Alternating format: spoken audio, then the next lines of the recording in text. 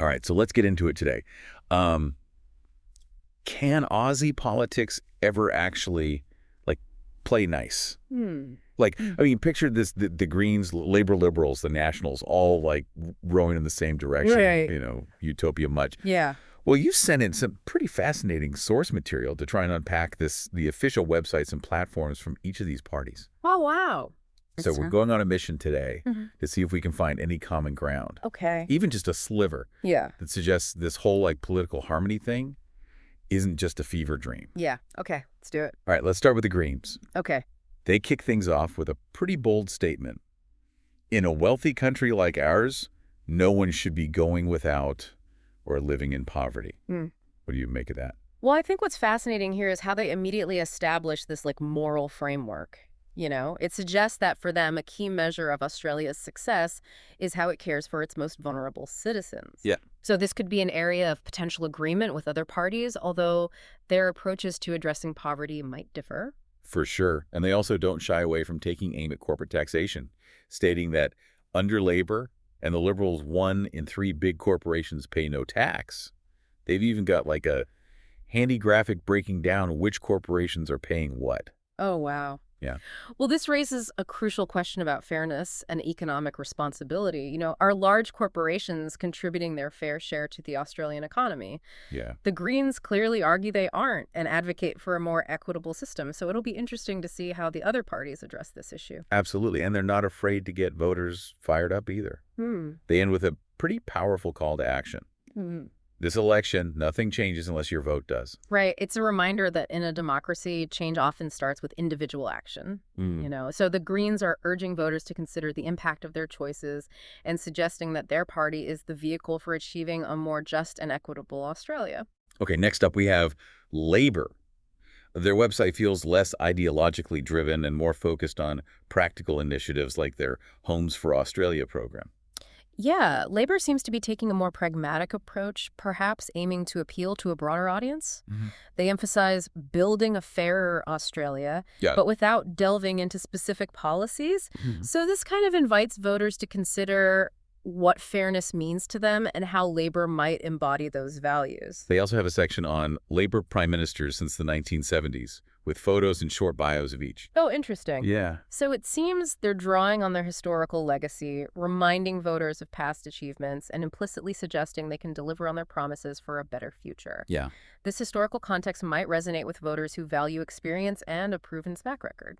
All right, shifting gears now to the Liberals. Their slogan is very direct, let's get Australia back on track. This tagline clearly taps into a sense of unease or dissatisfaction among some voters. It implies that the country has veered off course and needs to be steered back in the right direction, although it leaves open the question of what that right direction is. Okay, so they break down their plan into 4 key areas: tackling inflation, achieving cheaper energy through a balanced energy mix, creating more affordable homes, and building safer communities. Right, so these are all issues that resonate with a wide range of voters. Mm-hmm. It'll be crucial to look beyond the slogans and examine the specific policies they propose to address these challenges and how those policies compare with those of the other parties. Do they align, clash, or offer a completely different approach? And they also specifically mention their focus on families and the aspirational, hardworking, forgotten people. Right. It seems they're targeting a specific demographic here. Absolutely. By appealing to families and forgotten people, the Liberals are tapping into a sense of traditional values and the concerns of those who feel left behind by economic or social changes. This messaging is key to understanding their political strategy and how they position themselves within the Australian landscape. Last but not least, we have the Nationals, who proudly proclaim themselves as the party for regional Australia. Yeah, their messaging emphasizes the importance of regional areas to the nation's overall prosperity and well-being. This focus on regional Australia distinguishes them from the other parties and speaks to their core constituency. And they're not pulling any punches with campaigns like hands off small business and Labor's detainee fail. Right. Well, these slogans are clearly designed to frame the political narrative and tap into specific anxieties by portraying themselves as defenders of small business and highlighting perceived failures of the other parties. Yeah. The Nationals are attempting to mobilize voters based on a platform of fear and frustration. Okay, and they also highlight their commitment to stronger, more secure, sustainable local communities. This statement raises some interesting questions.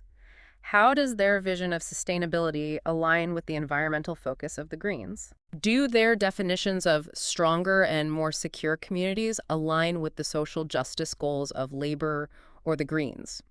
These are the key points we need to explore further to determine the potential for collaboration or conflict. Okay, so we've gotten a taste of each party's platform. Now, the Yeah. big question on your mind, is there any common ground here? Is it even remotely possible for these parties to work together? Let's find out.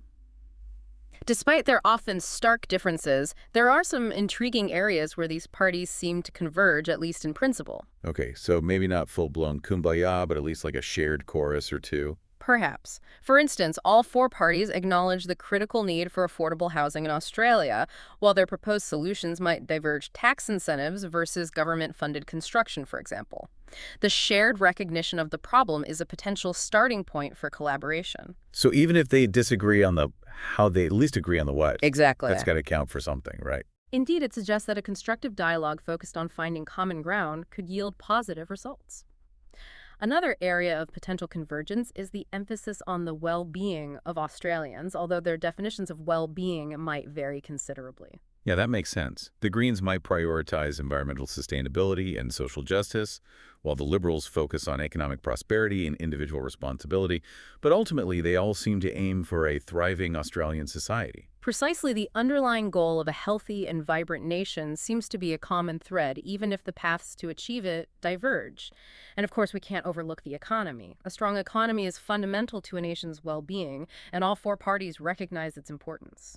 Yeah, so even with different economic philosophies, the Greens advocating for corporate tax reform, Labor focusing on job creation, Right. the Liberals championing free markets, and the Nationals supporting regional development, they all want a prosperous Australia. Absolutely. While their approaches to economic policy differ significantly, the shared desire for a thriving economy is a potential point of unity. However, it's crucial to acknowledge the significant obstacles that stand in the way of this idealized political harmony. Let's get real then. What are the big roadblocks to this kumbaya scenario we're exploring? What's stopping them from actually working together? One of the most significant hurdles is ideology. These parties hold fundamentally different beliefs about the role of government, individual responsibility, and societal priorities.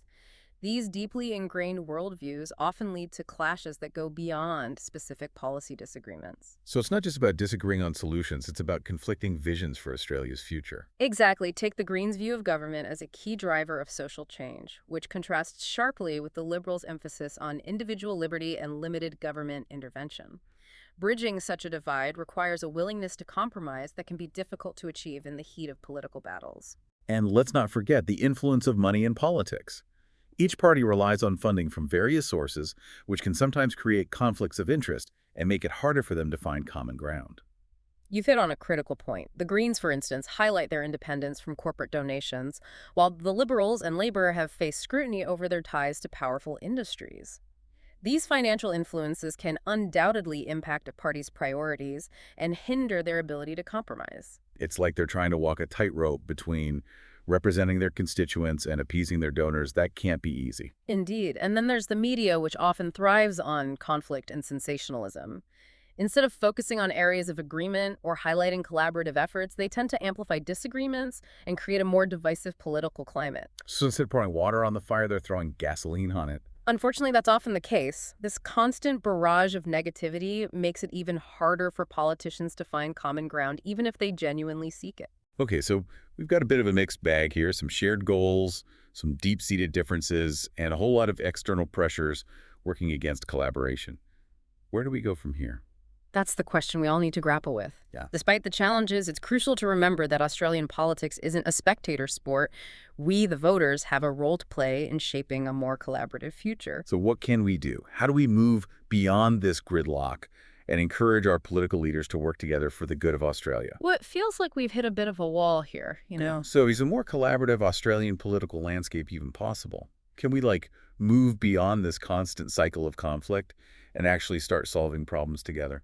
It's a daunting challenge for sure, but I wouldn't say it's impossible, you know? Okay. It requires a shift in mindset, both among politicians and the electorate. We need to move beyond this us versus them mentality and recognize that we all have a stake in Australia's future. Okay, but how do we actually make that happen? It's easy to just say, like, oh, we need more collaboration, but how do we actually translate that into real change? Well, one crucial step is fostering a culture of respectful dialogue, where differing opinions are valued and debated constructively rather than dismissed or demonized. Right. Imagine a political landscape where politicians engage in thoughtful discussions, genuinely listening to each other's perspectives, and seeking common ground. That sounds like a pretty radical idea in today's climate. It might seem that way, but it's essential if we want to break free from this gridlock. We also need to demand more from our media. Okay. Instead of sensationalizing conflict, they could focus on highlighting areas of agreement, showcasing collaborative efforts, and holding politicians accountable for divisive rhetoric. So we need a media that's more interested in solutions than sound bites. Exactly. I like the sound of that. And remember, you, the listener, have a powerful role to play as well. You can choose to support candidates who prioritize collaboration and problem solving, regardless of their party affiliation. You can engage in respectful dialogue with people who hold different political views, seeking to understand their perspectives rather than simply trying to convert them. So it's about being part of the solution, not the problem. Choosing to engage thoughtfully rather than just shouting from our own corners. Precisely. And remember, change starts small. Yeah. It starts with individual actions, conversations, and choices. By fostering a culture of respect, understanding, and collaboration in our own lives, we can create a ripple effect that eventually transforms the political landscape. Well, that's a pretty hopeful note to end on. We started this deep dive wondering if Aussie politics could ever play nice. It's clear there are some serious challenges, but also a glimmer of possibility. Yeah, it's been a fascinating journey exploring these different perspectives and searching for that elusive common ground. So to our listeners, we've given you a glimpse behind the curtain of Australian politics, the good, the bad, and the potentially hopeful. Now it's your turn to keep digging, keep questioning, and keep engaging. Remember, the future of Australian politics is ultimately in your hands. Your voice matters, your choices matter, and your willingness to engage constructively matters. Thanks for joining us on this deep dive into the heart of Aussie politics. Until next time, stay curious, stay informed, and keep those conversations going.